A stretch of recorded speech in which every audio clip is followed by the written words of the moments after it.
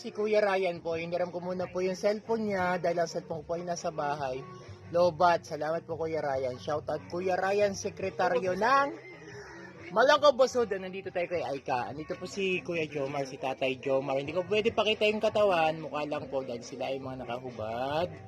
Baka tayo magalitan. Magalitan dahil tayo ni YouTube. Apo, hubad lang, pakitaas lang. May short naman po. Ay, ito si Ate Sara. At ang ating si Baby Aika. Opo. Yes, si Baby Aika po, kung natatandaan niyo po, nasa vlog ko po siya, nakailang vlog na po siya. Natulungan natin siya nung una, nadala natin sa neuropsychologist ng bata. Nabigyan siya nung una ng gamot sa tulong ni Mayor Jojo Francisco. Na inilapit natin kay Kapitan Rigodon. Binili natin sa kanya na siya ay huwag pabayaan sa gamot dahil ang bili ng doktor po ay pag nawalan siya ng gamot, tumatarak siya. Kailangan siya laging may gamot kasi kawawa po yung bata. May video po siya na tumatarak na grabe po. Gabi-gabi na daw na araw-araw na tumatarak. At kailangan siya na magpatuloy yung gamot.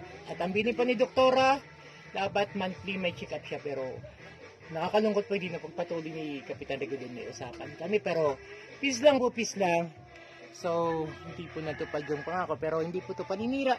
Ito po itong kuling ko bilang vlogger po na sabihin lang po yung totoo. So, ngayon po, nilapit ko na po siya, hindi po ito politika, pero totoo po na kay Congresswoman Josie Baning Talyado ko po siya nilapit at nag-guest na po yung kanilang staff, si Ma'am Joey na matulungan si Aika. Sa Lunes po, dadalhin ko po siya doon kay Dr. Johnson para ma-check up sa ano yung pangangailangan niya sa kanya maintenance, ay may pagpatuloy. Medyo mahal po yun, naabot po ng 4,000.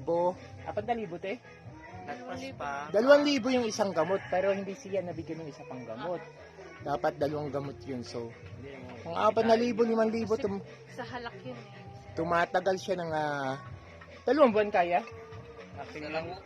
Isang buwan lang yung 2,000. So, shoutout sa mga tutulong. Kuya Bal, patulong naman po dito sa batang to. Mag-isa kabuhayan nila po. Sana matulungan Kuya Bal. Sila po ay mga nasa mahirap lang din po, mga magsasaka kuya, magkukupra. Yes kuya, magkukupra. Huwag mong kahiya magkukupra, malaga marangal yung buhay mo. Yun nga la po, may pangangailangan sila, may sakit pa po si Aika, medyo mabigat-bigat po yun. Si ate naman ay may bahay, so sana matulungan din sila, hindi lang sa pagpapagamot, hindi sa pangkabuhayan. Alam ko po Kuya Bal, tumutulong ka po. Tingnan niyo po ang kanilang bahay po. Simple lang po na pawid lang, maliit lang. May kuryente naman din, nakikabit lang. Kikabit lang po. Tapos tubig, kumusta po? Wala din. Saan po nagigib? Wala talaga. Sa bubon na lang po. Sa bubon. Sino po nagigib? Siya po. Si Kuya. Nag-ano pa yan, niniyog pa yan ng kukupra. So, God bless, shout out sa mga tutulong, especially Kuya Bal. And then, Congresswoman, sana po matulungan to si Aika sa kaniyang tuloy-tuloy na gamutan po. Sabi po ng neurologist, ang haba na sinasabi ko, pero totoo po to, wala nang cut-cut. Sabi ng neurologist, ang sakit ni Aika ay panghabang buhay na dahil dapat, bago mag 3 years old siya po ay naagapan, pero 7 taon na po siya nung nadala sa neurologist. So, kulang na siya sa oxygen sa utak. Kaya, yun. Hindi na siya makatayo. Yung kamay niya hindi na makahawak. Ang nababanggit na lang niya ay mama na lang, no? Wala siyang ibang alam na masambit kundi mama. Bihira na nga po.